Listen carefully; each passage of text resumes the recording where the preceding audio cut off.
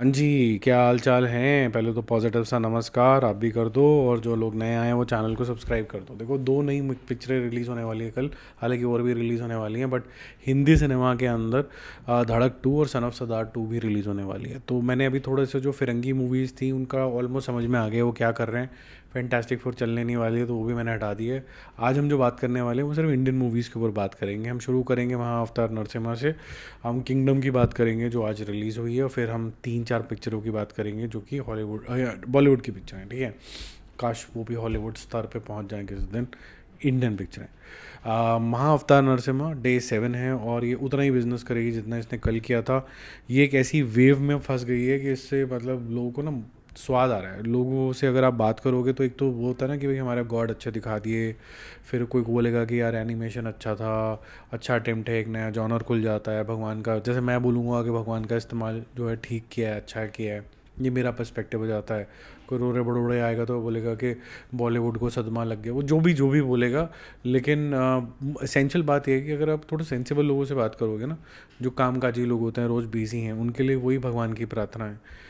तो वही आपको एक चीज़ बोलेंगे, वही आपको बोलेंगे कि यार हम लोग तो इसलिए भी देखने चले गए फैमिली के साथ क्योंकि हम बच्चों को इतना समय नहीं दे पाते, उनको हम टीचिंग नहीं दे पाते अपने भगवान के बारे में। हमें भी शायद थोड़ी बातें नहीं पता होंगी क्योंकि हम न्यूक्लियर फैमिली में आ गए, तो ज़्यादा समय हमने भी नहीं बताया। तो ये हमारे लिए मौका हो जाता है कि बच्चों को पिक्चर में एंटरटेनमेंट भी मिल गया, और हमारे जो हिंदू समाज है उसके बारे में, और जो हम जिन मान्यता को मानते हैं, भगवान को मानते हैं, जिन स्टोरीज़ को मानते हैं, उसको उसका भी मतलब लोगों को इन्फॉर्मेशन मिल गया। तो ये one of the important reasons हैं कि न्यूक्लियर फैमिलीज़ भी क्यों जाके इसको देख रही हैं, जो कि अच्छा रीज़न है मेरे ख्याल से, बहुत बढ़िया है। एक अच्छे पर्पस भी है, एंटरटेनमेंट भी हो गया, बच्चों के लिए एजुकेशन भी हो गया, तो अच्छा है। मेरे को भी पसंद आई है पिक्चर, तो नो डाउट ऐसी पिक्चरें और बननी चाहिए। बट ओवर हो रहा है थोड़ा सा भगवान को लेके, तो कई बार वो अब्यूज़ जोन में भी चला जाता है कि कहीं भी भगवान डाल तो बोल दो कि भाई ये लंजू पंजू शराबी, ये भी बस सब इसको मान लो कि ये अच्छा हो गया। इसका 37 करोड़ कल तक हुआ था, और आज ये 45 करोड़ तक पहुंच गया नेट इंडिया के अंदर। बहुत ही फैंटास्टिक रन है, ये प्रॉफिटेबल जोन के अंदर चली गई है, और जिस स्पीड से ये जा रही है अब ये ब्लॉकबस्टर की राह पे है। तो मेरी समझ के हिसाब से अगर ये 80-90 करोड़ रुपीज़ के आसपास टच कर जाती है तो ये रफली स्पीकिंग ब्लॉकबस्टर हो जाएगी। ठीक है, कुछ लोगों ने जान के टीज़ करने के लिए कि बता दिया कि भाई ये 2 करोड़ की बनी है, किसी ने बोला 6 करोड़ की बनी है। इतनी सस्ती नहीं बनती हैं यार हिंदुस्तान के अंदर पिक्चरें। इसकी क्वालिटी 6 करोड़ में नहीं अचीव हो सकती। ठीक है, तो वो जो रियल एस्टिमेट है वो मैंने आपको बता दिया है।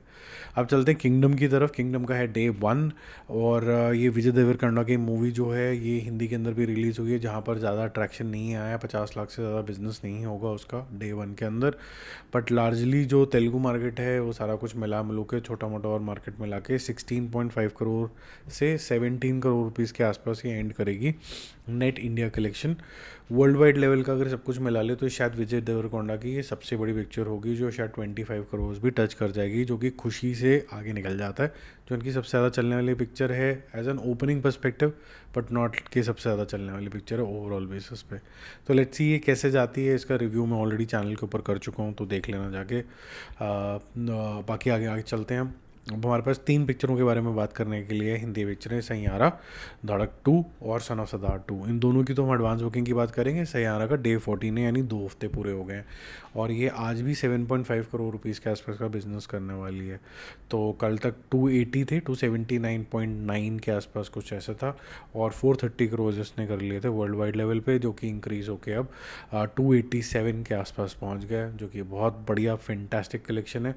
अब फ्राइडे को भी थोड़ा सा कम होगा क्योंकि बाकी पिक्चरें भी आ रही हैं, तो आई होप के 6.5-1 करोड़ रुपए का इसको लॉस होगा, जो कि बाकी पिक्चरें रिलीज़ हो रही हैं, और स्क्रीन काउंट भी अब हम आगे बात करेंगे, तो वो थोड़ा सा ड्रॉप होगा इसके अंदर। लेकिन ये अपना 2 हफ्ते का रन अनएक्सपेक्टेडली बहुत अच्छा कर चुकी है।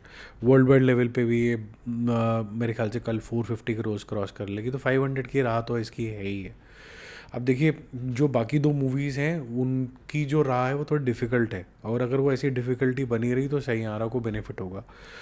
तो एक साइड तो जो सैयारा लवर्स हैं वही बोल सकते हैं बहुत अच्छी बात है, मज़ा आ गया भाई ये बात सुन के। तो लेकिन अगर आप थोड़ा सेंसिबल तरीके से सोचो तो आप चाहोगे कि सारी पिक्चरें चलें, सैयारा भी चल गई है, ताकि हर एक प्रोडक्शन हाउस के पास कुछ ना कुछ सक्सेस स्टोरी हो, ताकि हर एक की जो कंपनी है वो आगे कुछ ना कुछ और अच्छा अच्छा प्रोड्यूस करते रहे। अब जैसे धर्मा प्रोडक्शंस की धड़क 2 आ रही है, जो कि अगेन एक रीमेक ज़रूर है लेकिन थोड़ा री इन्वेंटेड जोन के अंदर है, और जो ओरिजिनल है इसका वो किसी ने देखा भी नहीं है खास।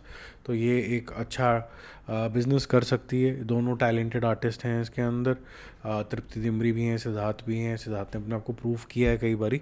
ये उनके लिए एक इम्पॉर्टेंट मूवी होगी, और अगर ये मूवी नहीं चलती है उनकी तो बैक टू बैक कुछ फेल्स आ जाएंगे, जिसकी वजह से वो लोग जो होते हैं वो इतने फॉरगिविंग नहीं है। तो वो क्या होते हैं, फिर वो राइट ऑफ कर देंगे और फिर अचानक से बोलेंगे कि सिद्धार्थ जो एमसी शेर बन के आया था गली बॉय के अंदर, वो नॉट सो टैलेंटेड था। वो तो जैसे बॉबी देओल का मजाक उड़ाया था, डीजे बॉबी बोल दिया था, तो इसको भी कुछ नामकरण दे के साइड लाइन कर दिया जाएगा। और क्योंकि ये एक आउटसाइडर है, इसको इतने चांस भी नहीं मिलेंगे, फिर तो ये चांस लॉस्ट हो गया। तो मेरे ख्याल से ये फ्रॉम अ टैलेंट पर्सपेक्टिव तो देखना बनता है ये पिक्चर। 75 लैक्स का सिर्फ इसका एडवांस हुआ है, सिर्फ 1000 स्क्रीन्स के आसपास ये रिलीज़ होगी, 900 से 1000 फाइनल काउंट की। अभी भी जद्दोजहद चल रही है एज वी टॉक, अभी भी जो कॉन्वर्सेशन है कि क्या होने वाला है। जैसे सन ऑफ सरदार 2 का भी एडवांस बुकिंग आ गया है, और वो 2.75 के आसपास क्लोज करेगा, 2.75 crore, which is pathetic considering. एक तो ये अजय देवगन की पिक्चर है, और दूसरा ये फ्रेंचाइज का पार्ट है।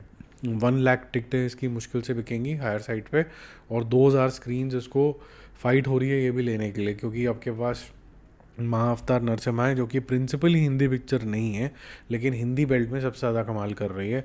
You also have bit of small kingdom, जो कि राइट ऑफ ही हो जाएगी मुझे लग रहा है कल तक। Saiyaara is doing very good. फिर थोड़ा धड़क 2 को भी जाएगा, क्योंकि करण जौहर का प्रोडक्शन हाउस भी अच्छा प्रोडक्शन हाउस है, तो उनकी भी चलती है मार्केट के अंदर। सन ऑफ सरदार भी चलनी चाहिए, क्योंकि एक फैमिली मूवी है, वो अट्रैक्ट कर सकती है लोगों को। बट प्रोवाइडेड सन ऑफ सरदार के साथ ये है कि क्योंकि बाकी मूवीज़ का वेव चल रहा था, तो इसको वर्ड ऑफ माउथ बहुत स्ट्रॉन्ग पकड़ना पड़ेगा, तब चलेंगी ये। मैं तो चाहूँगा कि सब पिक्चरें चले। मुझे लगता है कि धड़क 2 का जो पोटेंशियल है that is around, I would say I will be happy if it touches 60, 65, 70। अगर 75 कर लेगी तो आइडियल। अब मुझे इसका बजट नहीं पता, बट इस तरीके की मूवी अगर 75 करती है तो बहुत अच्छा होगा। 65 to 75 करेगी तो अच्छा होगा। सन ऑफ सरदार 2 से आपकी एक्सपेक्टेशन 200 करोड़ की होगी। और अजय देवगन की पिक्चर पता भी नहीं चलता कि जितनी देर में आप ये बोल रहे होते यार ये 2 अच्छी थी कि बुरी थी, पसंद आया कि नहीं आया, पता चला 250 करोड़ कर भी लिए तब तक साइलेंटली चुपचाप से। तो सन ऑफ सरदार अगर मेरे समझ के हिसाब से, अगर आज की सिचुएशन के हिसाब से ये 125 से 150 करोड़ रुपए के आसपास कर लेती है इवेंचुअली, तो टेक्निकली स्पीकिंग जिस तरीके की कॉस्टिंग्स होती हैं अजय देवगन की पिक्चरों में, तो मुझे नहीं लगता डिस्ट्रीब्यूटर को कोई लॉस होगा। ऐसे ही धड़क 2 के अंदर भी कोई लॉस नहीं होगा अगर ये नंबर्स आ जाते हैं, जिसका मतलब ये है कि इसका वर्ड ऑफ माउथ दोनों का बहुत स्ट्रांग होना चाहिए। ठीक है, और ये नंबर्स कोई बहुत बड़े नंबर्स नहीं है, 75 करोड़ कोई बहुत बड़ा नंबर नहीं है। ऐसे ही अजय देवगन की अगर पिक्चर को 150 करोड़ रुपए के आसपास नेट कलेक्शन बोलो तो कोई बहुत बड़ा नंबर नहीं है, और हो सकता है ये। तो देखते हैं बाकी कल क्या होता है। थिएटर के अंदर पब्लिक ज़्यादा जानती है। एडवांस बुकिंग के मामले में 2.75 करोड़ इतना इंकरेजिंग तो नहीं है कि वो आप 150 करोड़ की उम्मीद रख पाएँ, या फिर 135 के आसपास की भी उम्मीद कर पाएँ, लेकिन लेट्स बी होपफुल। ठीक है, बाकी जल्दी मिलते हैं और रिव्यूज़ और अपडेट्स के साथ। Stay connected, bye bye.